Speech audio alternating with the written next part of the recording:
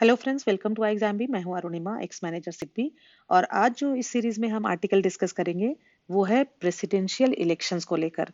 आपको मालूम है कि जो हमारे अभी प्रेसिडेंट हैं मिस्टर कोविंद, उनका टर्म पूरा हो रहा है और इसीलिए अभी काफी चर्चा है इस बात की। आर्टिकल शुरू करें उसके पहले कुछ फैक्ट्स जो कि आपके एग्जामिनेशन पॉइंट ऑफ व्यू से बहुत ही इंपॉर्टेंट है, क्योंकि इस बार हर एग्जाम में जरूर और जरूर प्रेसिडेंशियल इलेक्शन से लेकर कुछ ना कुछ प्रश्न रहेंगे, चाहे वो ऑब्जेक्टिव टाइप हो या फिर वो डिस्क्रिप्टिव टाइप भी हो सकते हैं। आर्टिकल डिस्कस करने के पहले क्विकली हम 2022 इंडियन प्रेसिडेंशियल इलेक्शन के कुछ इंपॉर्टेंट पॉइंट्स देख लेते हैं जो कि आपके एग्जामिनेशन के लिए बहुत इंपॉर्टेंट है। सबसे पहली बात कि ये 16th प्रेसिडेंशियल इलेक्शन है। एट प्रेजेंट हमारे प्रेसिडेंट हैं मिस्टर रामनाथ कोविंद। अब इनका टर्म 5 ईयर टर्म पूरा होने वाला है, क्योंकि जब भी कोई प्रेसिडेंट इलेक्ट होते हैं उनका कार्यकाल 5 वर्षों का होता है, 5 ईयर्स। तो ये भी इंपॉर्टेंट है। 16th प्रेसिडेंशियल इलेक्शन है। मिस्टर रामनाथ कोविंद हमारे अभी प्रेसिडेंट हैं प्रेजेंट। एलिजिबिलिटी क्या होती है एक प्रेसिडेंट के लिए? उम्मीदवार होने के लिए क्या चीजें होनी आवश्यक है? तो सबसे पहले तो कि इंडियन सिटीजन होना आवश्यक है, ठीक है। कम से कम 35 ईयर्स ऑफ एज होना चाहिए, मतलब 35 ईयर्स या उससे ऊपर। साथ ही साथ लोकसभा का सदस्य बनने की जो क्वालिफिकेशन होती है वो होनी चाहिए। और the person should not hold any office of profit under Indian government. कोई भी लाभ के पद पर वो भारत सरकार के अंतर्गत नहीं होने चाहिए। ये हो गई एलिजिबिलिटी क्राइटेरिया, राइट। अब आते हैं कि इलेक्शन होता कैसे है, किसी भी प्रेसिडेंट को किस तरह से चुना जाता है, चुनाव कैसे होता है। आप यहाँ पे देख पा रहे हो इनडायरेक्ट इलेक्शन, मतलब कि डायरेक्ट इलेक्शन नहीं होता है। डायरेक्टली लोग नहीं चुनते, पीपल ऑफ इंडिया डायरेक्टली नहीं चुनते हैं प्रेसिडेंट को, लेकिन इनडायरेक्टली चुनते हैं बाय एन इलेक्टोरल कॉलेज। मतलब यहाँ पे लोगों के द्वारा चुने गए जो प्रतिनिधि होते हैं वो वोट करते हैं प्रेसिडेंट चुनने के लिए। और ठीक इसी तरह से प्रेसिडेंट, वाइस प्रेसिडेंट और राज्यसभा और विधान परिषद के सदस्य भी इलेक्टोरल कॉलेज के द्वारा ही चुने जाते हैं। ये भी आपको पता होना चाहिए। कई बार ये पूछा जा सकता है कि indirect election by an electoral college किनका किनका होता है, ठीक है। अब प्रेसिडेंट का चुनाव जो जिस इलेक्टोरल कॉलेज के थ्रू होता है उसके मेंबर्स कौन कौन होते हैं? मेंबर्स होते हैं elected members of both houses of parliament, ठीक है।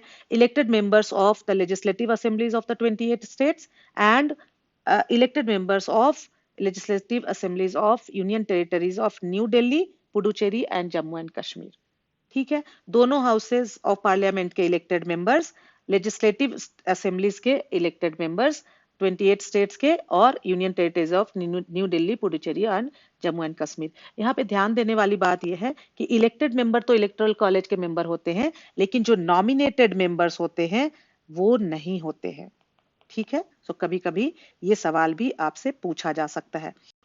Known unknowns. The BJP's nominee will be the next president, but the election is crucial for the opposition.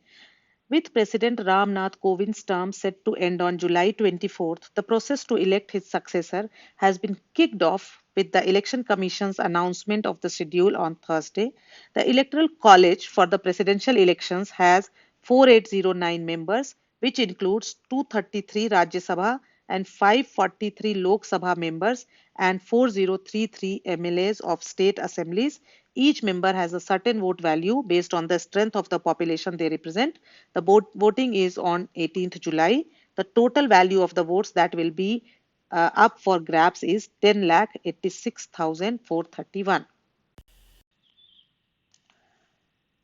President जो अभी हमारे प्रेसिडेंट है मिस्टर रामनाथ कोविंद, इनका टर्म 24 जुलाई को एंड हो जाएगा और process to elect his successor, अब उनके बाद कौन राष्ट्रपति बनेंगे इसके चुनने की प्रक्रिया has been kicked off. Kicked off मतलब होता है शुरुआत होना, किसी भी चीज की शुरुआत होना।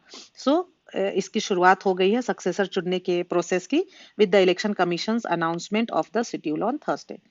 द इलेक्टोरल कॉलेज अभी हमने डिस्कस किया काफी डिटेल में कि कैसे होता है प्रेसिडेंट का election by an electoral college. For the presidential elections has 4809 members. Total 4809 members हैं, which includes 233 Rajya Sabha and 543 Lok Sabha members and 4033 MLAs of state assemblies. हमने देखा कि इलेक्टोरल कॉलेज में कौन कौन होते हैं, राज्यसभा लोकसभा के मेंबर्स और स्टेट असेंबलीज के। Each member has a certain vote value based on the strength of the population they represent. So जो वेटेज होता है वोट का, हर मेंबर का, जितने भी लोग होंगे उनका वोट का जो वेटेज होता है वो उनके स्टेट के पॉपुलेशन के साथ कैलकुलेट किया जाता है। सो उसका एक फॉर्मूला है। और यहाँ पे जो स्टेट का पॉपुलेशन है वो 1971 की जो जनगणना है उसके बेसिस पे लिया जाता है। The voting is on 18th of July, 18 जुलाई को वोटिंग होगी। Total value of the votes that will be up for grabs is 10,86,431। अब इस इतने वोट्स होंगे तो जीतने के लिए, प्रेसिडेंट बनने के लिए 50% +1 वोट चाहिए, है ना। अगर ऐसा होगा कि फर्स्ट राउंड में 50% किसी एक व्यक्ति को नहीं आया, तो फिर जिनको सबसे कम वोट आता है उनको हटा दिया जाता है और उनके वोट्स को डिस्ट्रीब्यूट कर दिया जाता है बाकी लोग में। इसी तरह से ये प्रक्रिया चलती रहती है जब तक कि उसमें से कोई एक बंदा 50% +1 वोट ना ले आए और फिर उसी का चुनाव होता है। The BJP-led NDA's tally is 5,25,706, around 20,000 votes short of the majority mark. But there is no doubt that its nominee will occupy Rashtrapati Bhavan. यहाँ पे कहते हैं कि बीजेपी लेड एनडीए जो टैली है वो 5,25,706 है, जो कि जो मेजोरिटी मार्क जो 50% +1 की बात हो रही है उससे 20,000 वोट कम है उसमें। लेकिन फिर भी कोई डाउट नहीं है कि जो इनका नॉमिनी है वही ऑक्यूपाई करेगा राष्ट्रपति भवन। ठीक है, बीजेपी ने जिनको जिनको नॉमिनेट करेगी वही राष्ट्रपति बनेंगे। The Biju Janata Dal with 31,686 votes and the YSR Congress with 43,450 votes have conveyed to the government their wholehearted support. ठीक है, क्यों? क्योंकि इनका सपोर्ट होगा। The Odisha CM Naveen Patnaik on May 30th and YSR Congress chief and Andhra Pradesh CM YS Jagan Mohan Reddy on 2nd June met the PM, reportedly committing their votes to the BJP's choice for the highest office. ठीक है, यहाँ पे कुछ ऐसी बात नहीं है जो समझाने वाली है, क्लियर कट है। Even though the outcome is foretold, the contest will have many layers of political meaning and symbolism, and therefore will be keenly watched by the country and the world. कहते हैं वैसे तो outcome पता ही है, लेकिन फिर भी पूरी दुनिया इसको कीनली देखेगी। The new president will take over at a time when the country is faced with a crippling religious polarization and other challenges. कहते हैं नया प्रेसिडेंट जो भी बनेंगे वो ऐसे समय पे कंट्री के प्रेसिडेंट बनेंगे जबकि कई तरह के challenges and religious polarization country India face कर रहा है. This is the second presidential election where Jammu and Kashmir's legislators will not participate. ये दूसरा प्रेसिडेंशियल इलेक्शन है जहां पे जम्मू एंड कश्मीर के लेजिस्लेटर्स पार्टिसिपेट नहीं करेंगे, but the first after it became a UT in 2019. In the nomination of mister Kovind, a Dalit from the heartland, the BJP sent a political message 5 years ago. सो 5 साल पहले जब mister Kovind को BJP ने nominate किया था, mister Kovind चूंकि एक दलित हैं, तो बीजेपी ने एक पॉलिटिकल मैसेज 5 साल पहले दिया था. It will certainly have another one this year that is being anticipated eagerly to read into what the BJP's strategy will be going into the 2024 general election. So 5 साल पहले इन्होंने एक मैसेज दिया था और इस बार भी जरूर ये इस तरह का ही कुछ मैसेज देंगे.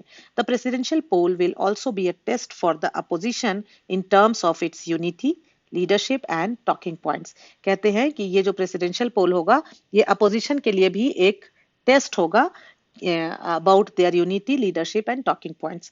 The Congress has the highest number of votes among the non-BJP parties, but its acceptance among other parties is at the lowest in a long time. कहते हैं कि अपोजिशन में सबसे ज्यादा जो नंबर ऑफ वोट्स हैं वो है कांग्रेस के पास, लेकिन इनका जो एक्सेप्टेंस है among other parties वो काफी कम है. The TRC chief and Telangana CM K. Chandrasekhar Rao and the TMC leader and West Bengal CM Mamata Banerjee want to lead the opposition coalition and hence appear unwilling to concede the leadership to the Congress, though they have not made any public statement on the question. अब यहाँ पे कहते हैं, देखो इस article में कितने सारे स्टेट के सीएम के नाम भी आ गए, तो इस तरह से आप जब आर्टिकल में बीच बीच में ऐसी चीजें आती हैं तो वो याद रह जाती हैं. यहाँ पे कहता है कि जो TRC chief and Telangana CM हैं के चंद्रशेखर राव एंड जो TMC leader and West Bengal CM है ममता बनर्जी, वो कहीं ना कहीं अपोजिशन को लीड करना चाहती हैं और इसकी वजह से वो कांग्रेस का लीडरशिप को एक्सेप्ट करने के मूड में नहीं है। हालांकि उन्होंने पब्लिकली अभी तक ऐसा कोई स्टेटमेंट दिया नहीं है। AAP leader and Delhi CM Arvind Kejriwal, who is relentless in his attacks on the BJP, is equally opposed to the Congress. कहते हैं जो आपके लीडर हैं और दिल्ली के सीएम है अरविंद केजरीवाल, वो बीजेपी के खिलाफ तो है ही, लेकिन साथ ही साथ कांग्रेस के भी वो उतने ही खिलाफ हैं। Considering these divergent views and conflicting ambitions, it will be a tall order for the opposition to devise a united front and coherent strategy. All told, the presidential election will be a demonstration of how political forces are aligned in the country. So यहाँ पे tall order क्या हो गया? एक ऐसी बात, एक ऐसा request जो कि मुश्किल है, ऐसा मुश्किल लगता है जो कि fulfill होगा, है ना। सो चूंकि डाइवर्जेंट व्यूज हैं अपोजिशंस में, ऐसा it seems to be a tall order for the opposition to devise a united front. ऐसा लगता नहीं है कि वो यूनाइट होकर के कोई कोहेरेंट स्ट्रेटजी बना पाएंगे। और लास्ट में राइटर कहते हैं कि ये जो पॉलिटिकल प्रेसिडेंशियल इलेक्शन है, ये एक डिमॉन्स्ट्रेशन होगा कि हमारी कंट्री में अभी पॉलिटिकल फोर्सेस किस तरह से अलाइंड है। सो आई होप कि आपको ब्रॉडली एक आइडिया लग गया होगा प्रेसिडेंशियल इलेक्शन जो होने वाला है उसके बारे में।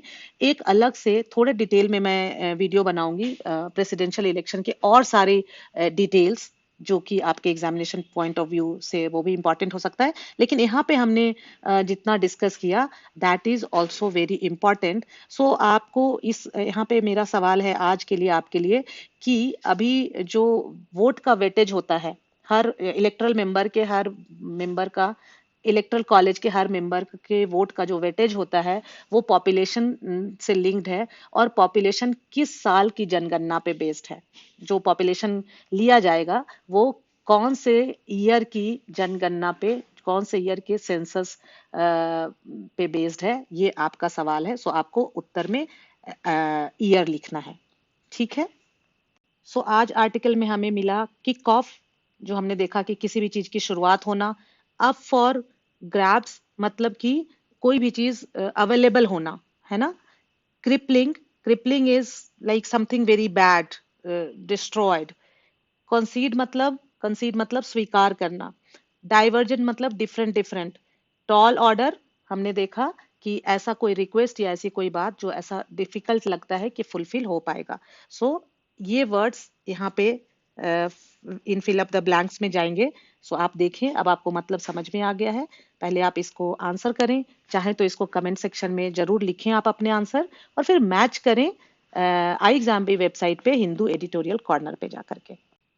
सो इस एडिटोरियल सीरीज से आपको मुद्दों को समझने में, इन डिफरेंट डिफरेंट टॉपिक्स को समझने में मदद मिल रही है, तो जरूर आप वीडियो को लाइक करें, शेयर करें और हमारे चैनल को सब्सक्राइब करें। साथ ही साथ किसी भी एग्जाम की तैयारी के लिए अगर आप आई एग्जाम बी का गाइडेंस चाहते हैं तो आप हमारे साथ 50% फास्टर तैयारी कर सकते हैं, और आप 9205524028 पे कोई भी फर्दर जानकारी के लिए कॉल कर सकते हैं।